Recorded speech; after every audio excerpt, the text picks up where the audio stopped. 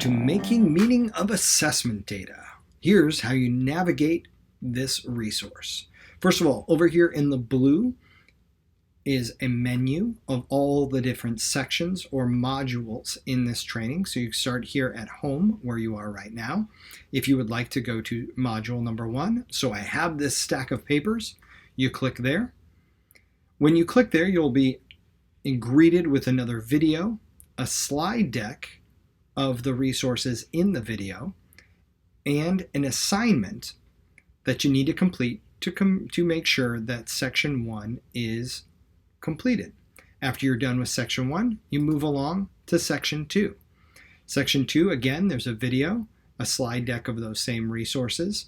There's a resource section of different possibilities of resources you could use, and then finally an assignment at the end. So you'll notice a pattern. Each of these modules, there are 6 of them, have a video at the start, just like this one. You have a set of resources available to you, and then a checkpoint to complete.